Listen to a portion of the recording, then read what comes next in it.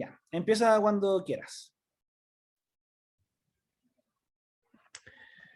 Bueno, yo preparé este paper para presentar hoy. Em, Estaba definido en la lista como Rosenbaum 2005, em, y se trata de em, la subducción de la dorsal de Nazca y el Inca Plató en la formación de yacimientos minerales, yacimientos mineros en Perú. Esto fue presentado el 2005 en una revista del Elsevier, ¿ya? Que tiene un índice de un IF entre 4 y 5 en ese momento. Em, el paper de lo que trata, en realidad, más o menos como un resumen, es que postula que los yacimientos que están formados en algunas partes del Perú, ¿ya? Eh, que es la parte como más rica en yacimientos mineros, eh, tiene una relación directa con la subducción de las dorsales eh, por la migración, digamos, desde hace eh, millones de años, ¿ya? Y para entender un poco ese proceso, ¿ya? Eh, lo que hace primero es, lo que tenemos que hacer es entender un poco, digamos, cómo se forman los metales, digamos, en esta zona. Eh, Usualmente el magma, digamos, se crea en la zona de subducción, eh, cuando pasa, digamos, el punto de fusión parcial. Ya estamos hablando de más de 1000 grados Celsius y con el contacto con la estenosfera se crea el magma, sube hasta una zona en donde hay una fusión o una, digamos, una homogenización entre em, magma y sólido digamos, luego de eso sube a lugares que son menos calientes, digamos, eh, este, este batolito, digamos, que no llega a la superficie, pero queda mucho más cerca de ella. Eh, en la parte del Perú es un poco distinto, que sería como el lado derecho, ya que hay una subducción que luego se aplana, digamos, se horizontaliza.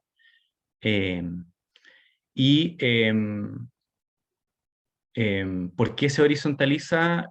Hay varios autores, digamos, que analizan por qué se horizontaliza en el Perú y dicen que tiene que ver un poco con la succión, tiene que ver un poco por una placa joven y otras, tiene varias, digamos, puntos, digamos, que dice acerca eh, em, de por qué se horizontaliza. Pero el tema es que al horizontalizarse la placa, hay em, un gap volcánico en esa área. Y aparte, digamos, con esta cuña estenosférica que está, si uno la ve en la esquina, digamos, superior, digamos, de la zona de subducción, acá en la parte plana, hay, digamos, fusión parcial que, digamos, desencadena también la creación de estos batolitos, que al haber también infiltración de fluidos, digamos, que son como ricos en metales, se crea, digamos, los depósitos, la metalogenia, se crean los depósitos de metales que están arriba de esto.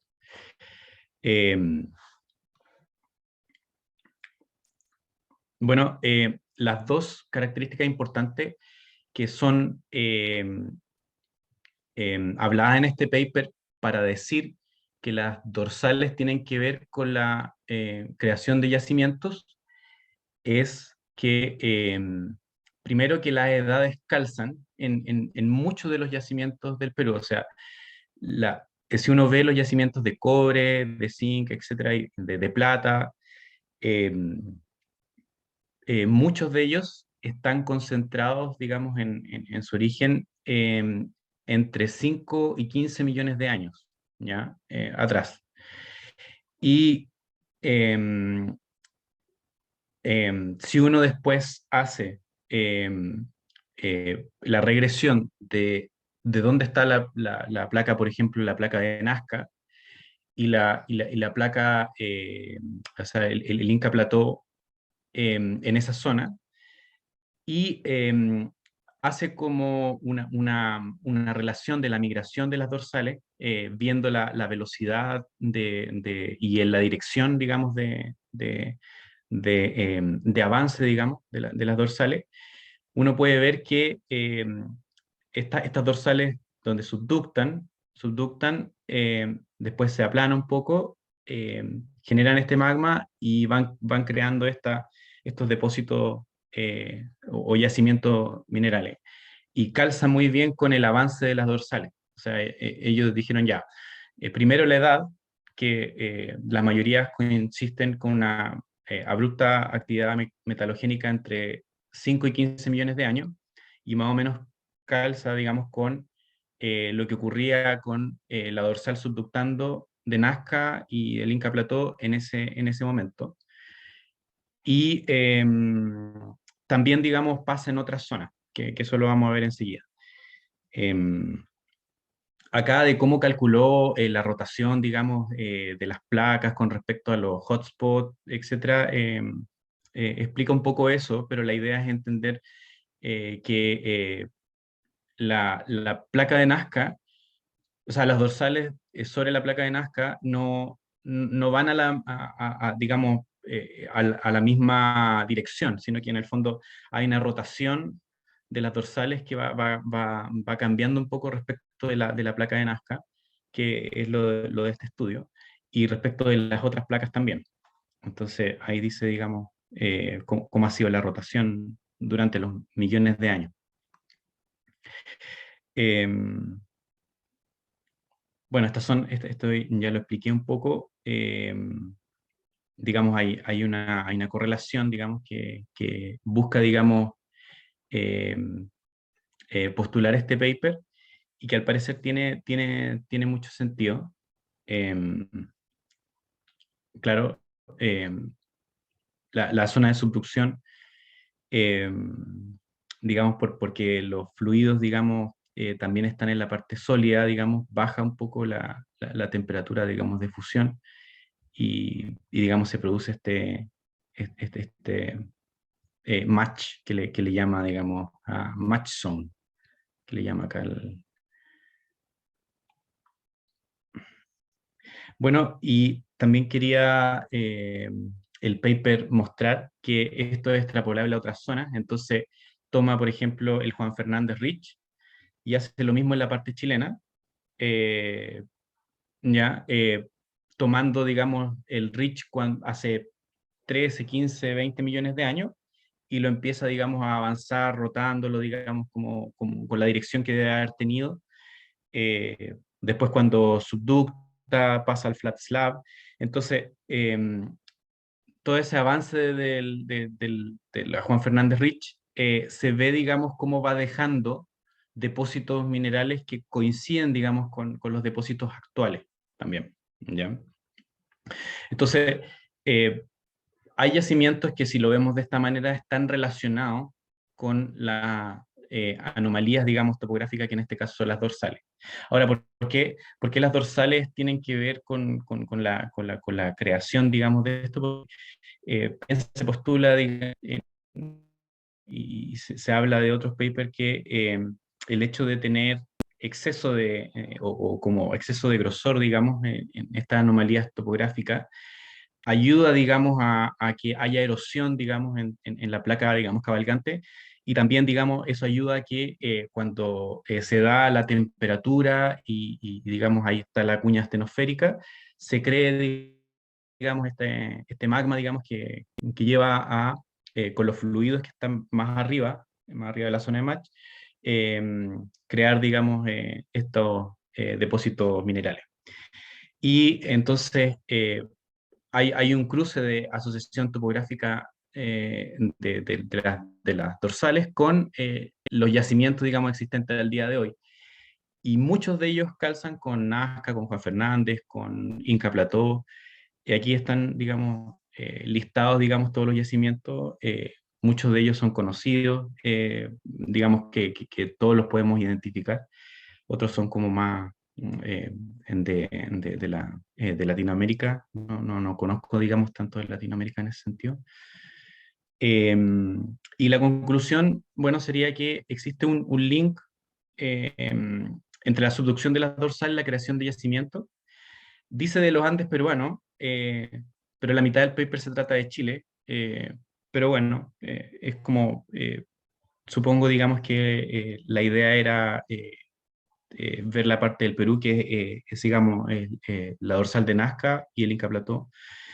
Em, y lo que se propone o lo que se infiere también es como un inicio de la metodología para identificar la formación de yacimientos en base, digamos, a la migración de estas dorsales. Hay otras que no están, digamos, relacionadas, pero son por las edades. Por ejemplo, Iquique Rich lo menciona, el paper, que está al frente, digamos, o que está al frente, digamos, de Chuquicamata, la Escondida, pero Escondida y Chuquicamata tienen 34 millones de años, digamos, los yacimientos, y Iquique Rich recién, hace 2 millones de años, empezó a subductar, entonces como que no tiene mucho que ver en eso. Igual para unas partes de Bolivia que tampoco tiene que ver. Pero sí hay un calce de edad, digamos, en la dirección de rotación es la que, digamos, te dice, sabes que aquí puede haber yacimientos minerales que no hemos descubierto, por ejemplo. Eso es lo que trata, digamos, de decir, que no son independientes, sino que todos están en una línea. Y bueno, ese es el paper que quería presentar, si tienen consultas. Sí, la dorsal de Iquique, ahí se muestra que subductó recientemente. Ujú. Eh, ¿En qué se basan los autores para decir que ya empezó a subductar? Porque eso de que subducte Iquique Rich todavía es un tema discutido, que está todavía, hay evidencia, pero hay evidencia reciente, ¿ya? Pero ha sido un tema debatido. Y los autores en este caso, ¿en qué se basan para decir que ya empezó a subductar?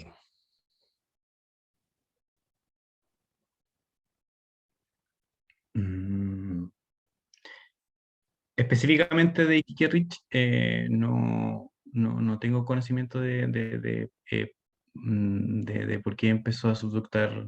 Vi obviamente en el paper que dice que empezó a subductar hace poco, pero no el por qué eh, en ese caso.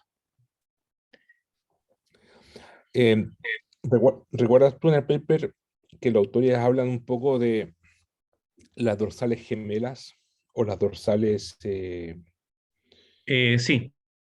que en el fondo para Nazca y claro. para el Inca Plató, ellos dicen ya, vamos a hacer un símil Ujú. con otras dorsales de lo que ocurría, digamos, un espejo de lo que ocurría, digamos, hace tantos millones de años atrás. Y luego, digamos, hace el avance de la rotación, digamos, calcula las velocidades y con el espejo de que calculó la velocidad de la otra, de la otra dorsal, lo dice para esta en este caso. Y tiene una imagen de las dorsales de espejo. una figura. Eh, no, en este caso no las tengo acá. No las Pero en el tengo. paper no estaba. Sí, Ah, eh, ya. las menciona.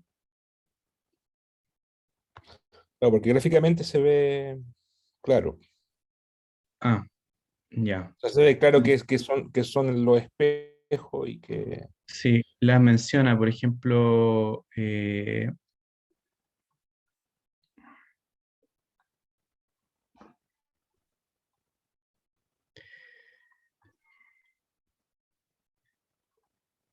aquí. Por ejemplo, para la Nazca es la Tuamotu Plate, para la Inca Plate es la Marquesa Plate, y para la Inca, que estaría Ah, acá, no la ve en el estudio, sino que la ve después en la discusión, ah, acá. Entonces, para esa dice la Austral Plate. A ver, reconstrucción de base ok. geométrica alemana. Ya, sí. Faltó el. Sí. O sea, al autor le faltó una figura que mostrara las gemelas. Eh, o sea, si tú pones Google Earth, por ejemplo, Ujú, se va a ver al tiro un espejo en el Pacífico Occidental. ujú, ujú.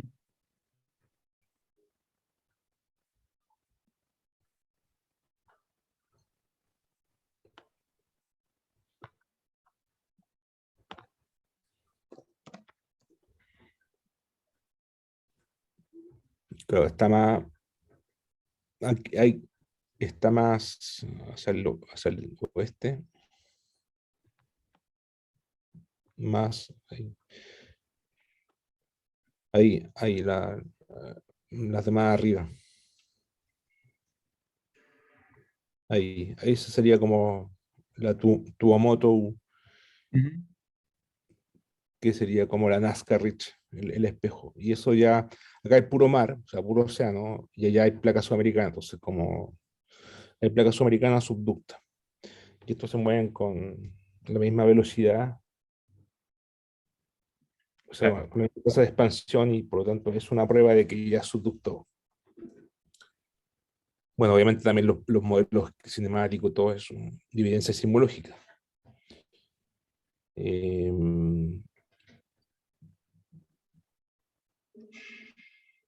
¿qué, eh, ¿qué correlación hacen con los minerales del Nazca de Kike Ridge? Porque en el Flat Slab también hay minerales, po, pero no hay ninguna dorsal importante. ¿Cómo justifican ese? O sea, ¿cuál es el hecho de que el subducto dorsal favorece la creación de yacimientos? Sí. O sea, Pero identifica con algunos minerales, no todos. Con cobre, con plata y con zinc, creo. Y hay unos que no calzan, que son otros que no calzan. Un segundo.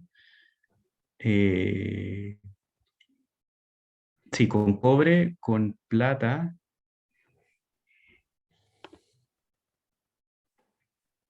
con cobre, con plata y con zinc.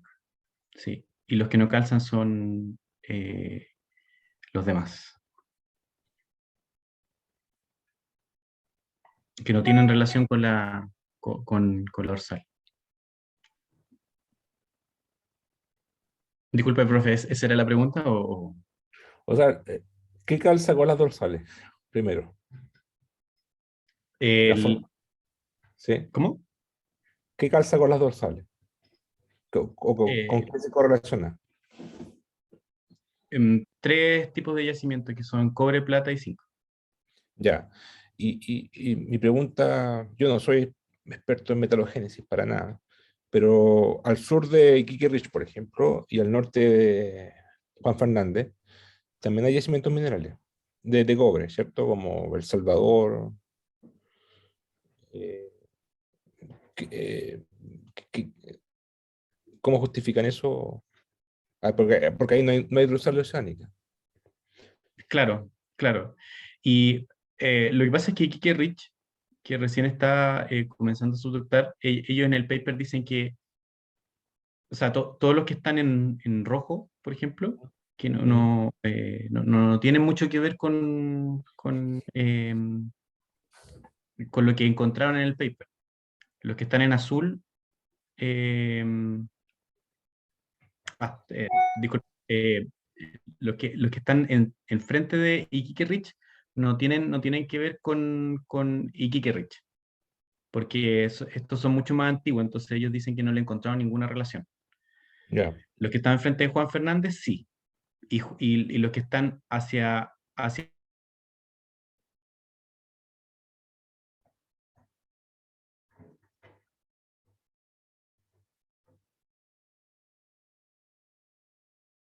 el norte de Juan Fernández también, porque cuando se convierte acá en Flat Slab. Y Nazca también, los que están frente de Nazca también y los que están frente del Inca Plató. En realidad el Inca Plató hasta hace 10 millones de años también. Pero lo que pasa es que dice que después, los últimos 10 millones de años, como que en realidad ya se consumió. Entonces como que no hay relación con nuevos yacimientos.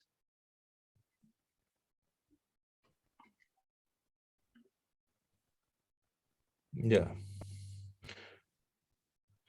O sea, el Juan Fernández ya subductó, o sea, todo eso que está en azul, efectivamente ya está subductado. Sí. Y Nazca Rich también subductó, no me acuerdo si la geometría, creo que es derecha, ¿no? Entonces no sé por qué coincide con lo azul. Bueno, y Quique Rich está empezando a subductar recién, parece. Sí, yo estaba viendo, a ver, lo tengo acá, un paper que aparece cómo está ahora. A ver, este otro paper, pero que tiene mucho que ver. Ahí está. Entonces dice que toda esta parte como, esto es como ya el presente, Mm. como ya se ductó, está todo esto adentro. Eh, Sí. para este Claro, el Inca Plato ya pasó, Juan Fernández está por acá. sí, ya pasó. Ya. Bueno, preguntas de ustedes. Eh, yo quería preguntar o sea, en resumen, ¿cuáles serían como lo que se parecen todos los REACH mencionados, más o menos? Aparte de tal vez de todo el tema de los yacimientos. Eh, Inca y Nazca fueron los principales estudiados que se parecen, digamos, digamos a ver, la dirección de subducción de las dorsales tiene mucho que ver con como la estela de yacimientos que se fueron, digamos, creando en la edad en la que se fueron creando. Entonces, como que calza la edad con la dirección. Entonces, eso pasa en Nazca y en Inca. Y después lo extrapolaron a la parte chilena y también vieron qué pasaba con Juan Fernández Rich, pero que no pasaba con Iquique Rich, porque en realidad Iquique Rich recién está eh, subductando y los yacimientos son muy antiguos, entonces tampoco, no es que no calce, sino que en realidad no hay relación todavía.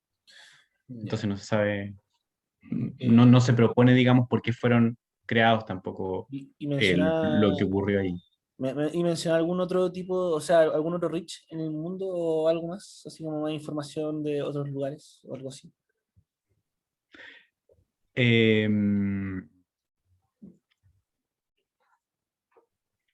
eh, Solamente en la parte de discusión como que habla un poco de otras partes de Latinoamérica, pero no las estudia mucho en profundidad, ¿ya? No, ya, solo acá. Como acá, como el yacimiento de Ecuador, Ya, con el Inca pero, Platosta como que no lo... pero ahí está, estudia como más los yacimientos, más que nada, y los Claro, derechitos, ya. sí, pero no, o sea, explica, digamos, que cómo sacó las velocidades, digamos, y la rotación, que eso tiene que ver mucho con el espejo que hace con la parte del Pacífico, con las otras dorsales. pero en realidad con eso sacó las velocidades nomás como para saber para dónde rotaban digamos la velocidad que tenían y sacar más o menos a qué edad estaban donde la placa de Nazca y la de Inca. Ya, entiendo. Eso sería. ¿Dudas de los alumnos?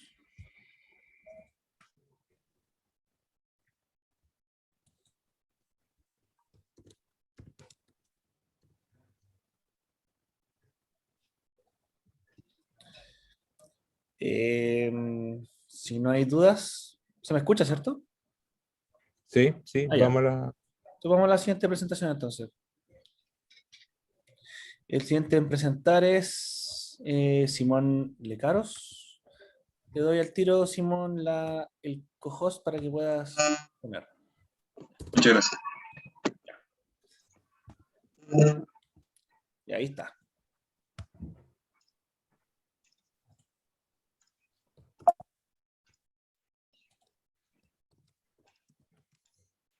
¿Se ve bien y se escucha bien, cierto? Sí, Sí, sí, déjame ponerte el tiempo y te doy el pase para empezar. Ya vale.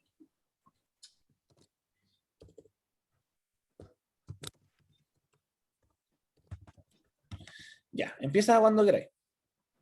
Ya. Entonces, buenos días. El día de hoy les iba a presentar el paper que es acerca de un estudio que hicieron de la 990 East Ridge, o si se quiere si se quiere nombrar en español, la dorsal o la fosa de los 90 grados este. ¿Sí? Al tiro explico de dónde viene este nombre. Pero más que nada aquí se va a hacer un estudio acerca de las variaciones espaciales a lo largo de la dorsal y qué consecuencias tiene. ¿Sí? La principal variación va a ser el espesor, el espesor elástico de la zona, y eso va a implicar que van a haber, o sea, tiene que haber algún tipo de variación en el mecanismo de isostasia, ¿sí? Para mantener o sea, para explicar esta variación sobre el elástico a lo largo de la dorsal. ¿Sí? Entonces, primero, un poco de contexto acerca de la 90 East Ridge. El nombre proviene de que esta dorsal, de que es muy larga, está ubicada casi a lo largo del meridiano 90 grados este. De hecho, apenas varía un par de grados. De ahí viene el nombre, porque está colocado muy casi encima del meridiano. ¿Sí? Tiene aproximadamente unos 500 kilómetros de largo, lo que la hace quizás la más larga dorsal del planeta. ¿Sí?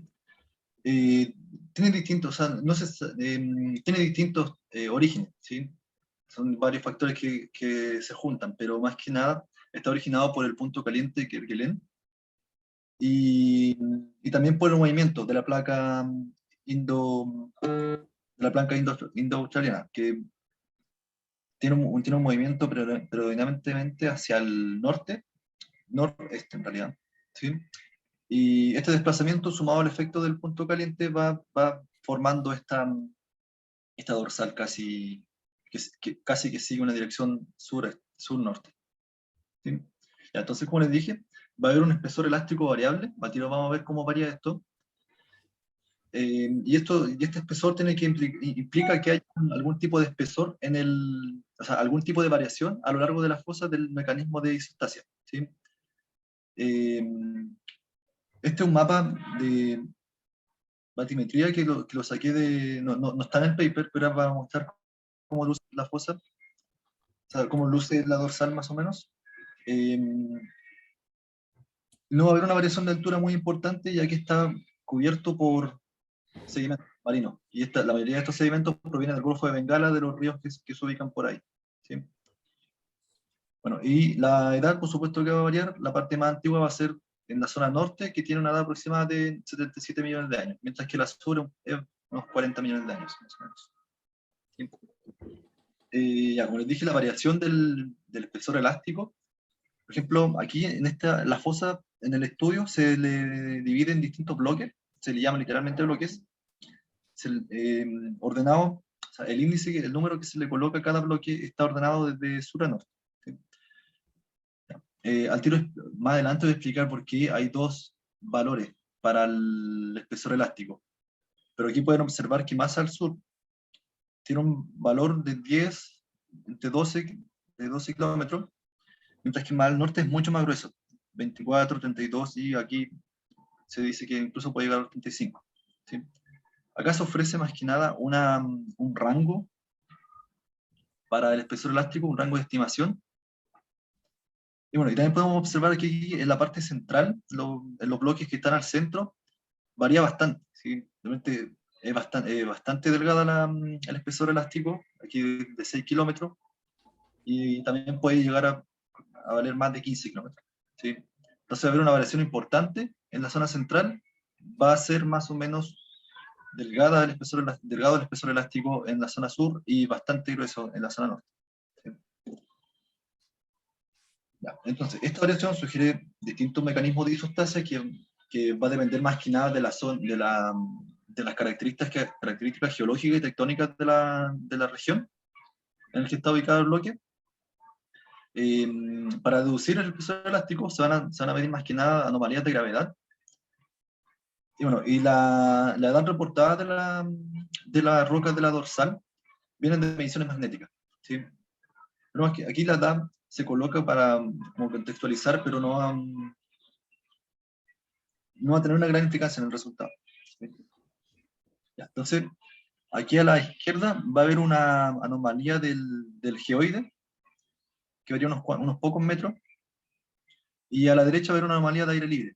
La anomalía del geoide, o sea, estos dos valores provienen más que nada de mediciones que se hicieron en barco, de mediciones pasadas, y también de mediciones satelitales. ¿Sí?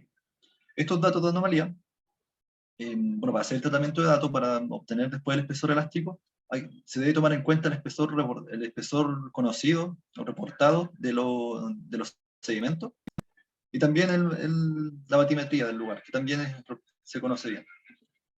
Ya. Entonces, con las anomalías de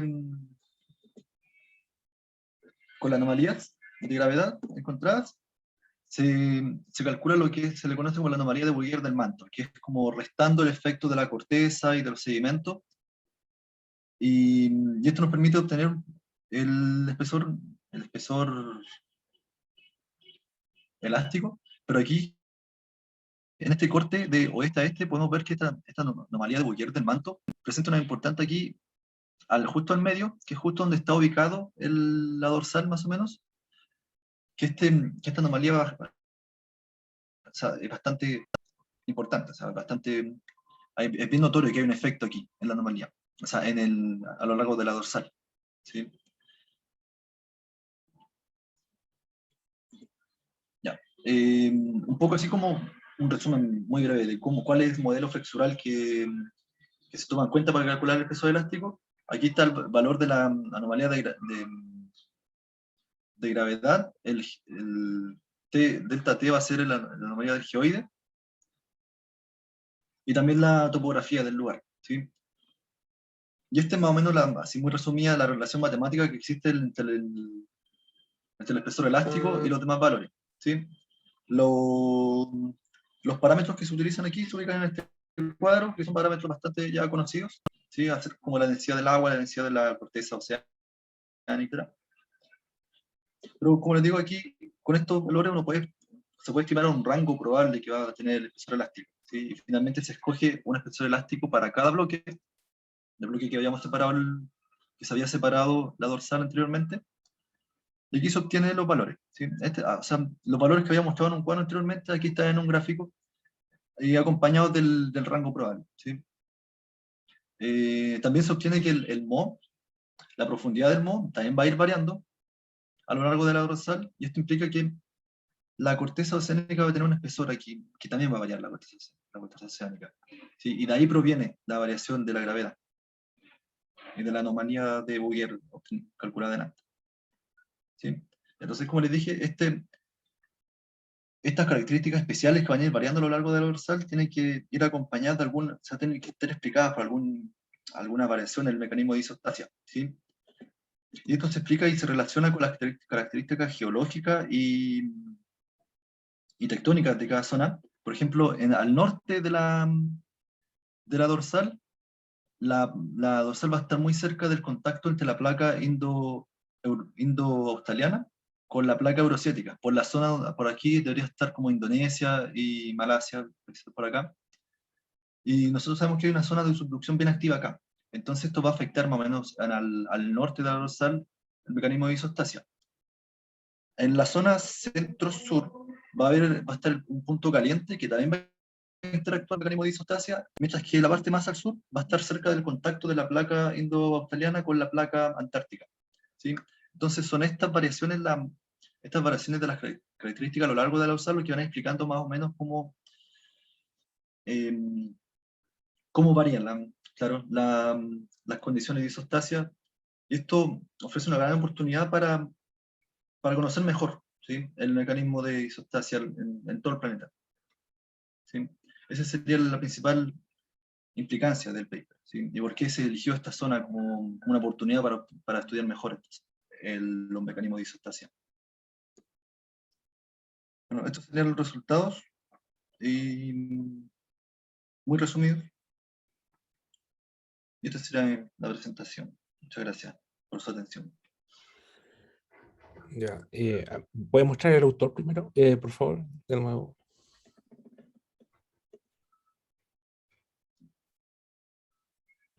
A 2013. Ya, entonces, la primera pregunta es, ¿dónde está el punto caliente de este Rich?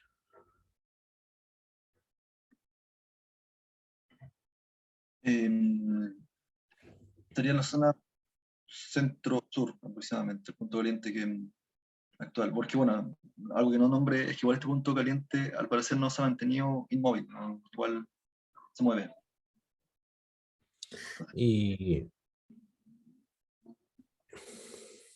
Pero la placa se mueve para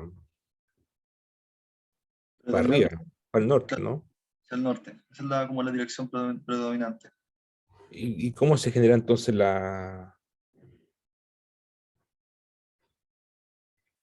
se genera la parte sur? Si se mueve para el norte la placa. No, es que, a ver, si podemos ver como el gráfico de la edad, la parte más al sur no es la más reciente, ¿sí? O sea, es la más reciente, pero no se originó hace unos pocos millones de años. De hecho, también es relativamente antigua, ¿sí? No sé, este punto caliente, uno podría suponer que antes estaba ubicado más al sur, donde es justamente la parte más al sur de la dorsal. Eso no profundiza mucho el paper.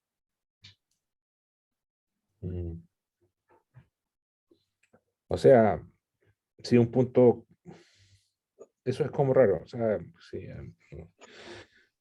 antiintuitivo, porque si el punto está ahí, entonces la placa se mueve para el norte, se genera una dorsal para el norte.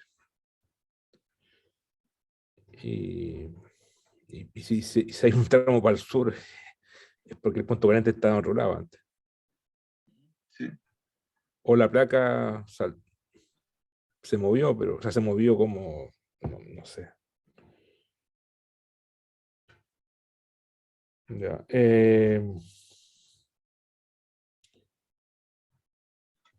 Entonces, es 40 millones de años al sur y 70 al norte. Claro.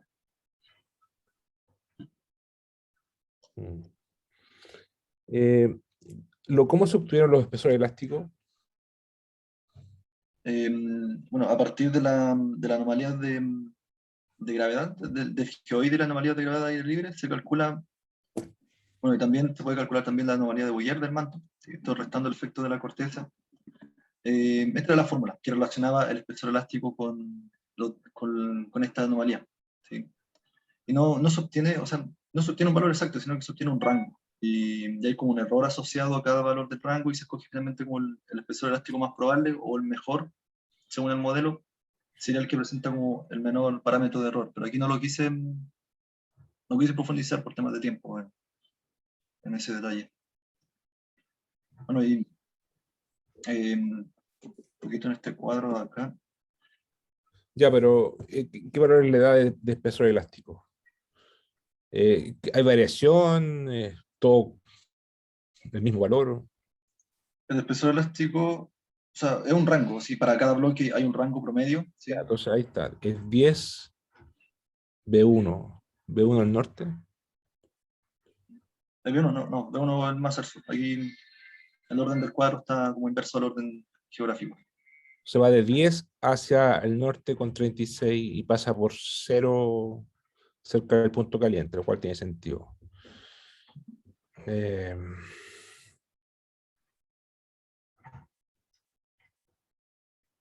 o sea, se hace 8 cerca del punto caliente.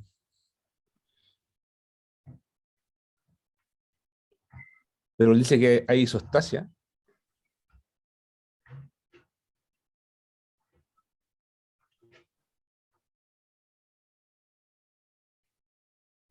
Eh, o sea, ¿O como qué dice, qué concluye con estos valores?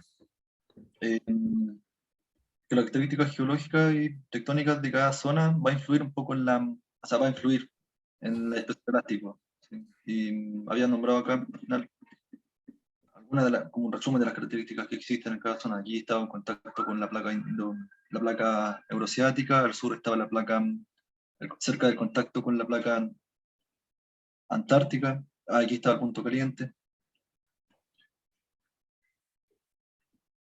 Entonces, de ahí se explica la variación, o sea, con esta variación de las condiciones se explica la variación de del espesor elástico. ¿Sí? Por los ¿Y mecanismos dónde? Ya. ¿Y dónde la corteza es más gruesa? de... ya. O sea, aquí como viendo el gráfico, sería en la zona donde el espesor elástico es menor, suele haber un mayor grosor, un mayor espesor de la corteza. Aquí, entre la zona sur y la zona sur central, existe aquí, el moho alcanza casi la máxima profundidad. Eso que está ahí en gris es la corteza. Claro, Lo que está sería la corteza y debajo ya sería después, la habitación. ya. El otro sería el manto. Ujú, claro. Ah, ya, entonces ahí está más grueso y el punto caliente está.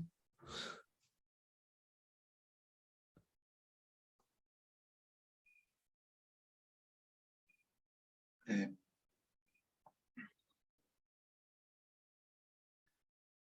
acá, sí, como era la zona sur central. Norte, ya, norte-sur, ya. Norte-sur, ya está, ya ok. Está cerca de donde más grueso. Después se hace más. Sí, que es difícil. Si no sabemos cómo se mueve el punto caliente, va a ser muy difícil interpretar los grosores. Porque lo que importa para el espesor elástico, lo que importa es la edad de la placa al momento de pasar por el punto caliente. Da lo mismo lo que pasa. Una vez que ya pasó, ya queda gruesa. ¿Ya? Entonces, lo que importa es la interacción, el momento de la interacción. Entonces, si no, si el punto caliente claro, una debilidad del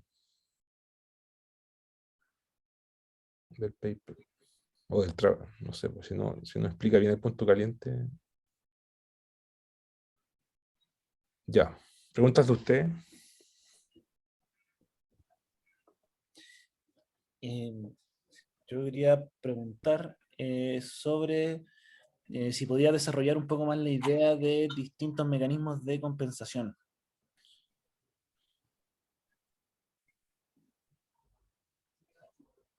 Eh,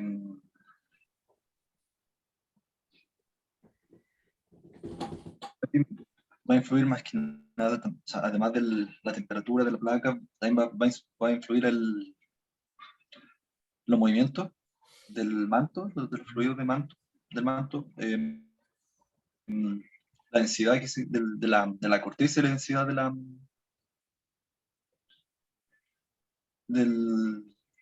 la litósfera. Bueno, y aquí estas características se van a ver afectadas si estamos cerca de un contacto con otra placa, en este caso la eurasiática. Ya. Al menos más al sur, aparte de que la corteza, o sea, las rocas de la dorsal son más antiguas, o sea, son más nuevas, la zona aquí de subducción de la placa antártica no es tan activa como en la zona norte. Ahí hay como otra diferencia, como clave. Y bueno, el punto caliente va a ser un ascenso del magma, y este movimiento podría ahí provocar alguna variación en los esfuerzos. ¿Sí? Ya. Entonces, como por consiguiente, cambia como los mecanismos de isostasia por eso. Claro, sí, Ya. por estas características.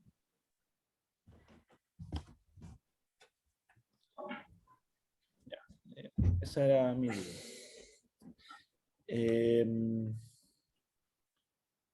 ¿Dudas de los alumnos?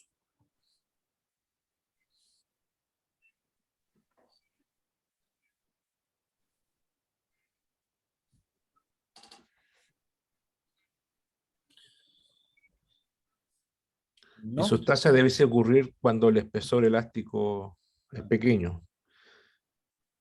Y eso es cuando estamos cerca del punto caliente. Sí. Lo que decía es que, bueno, que ahí el espesor elástico era muy cercano a cero. O Es sea, decir, cuando la placa pasa por el punto caliente. mm, Y la edad de la placa, digamos. Eso tiene que ver con las condiciones. Si la placa es joven, al momento de pasar por el punto caliente es isostasia. Si la placa es vieja, no va a ser isostasia. mm, ahí queda como claro. Ya. Entonces, ¿no hay duda de los alumnos?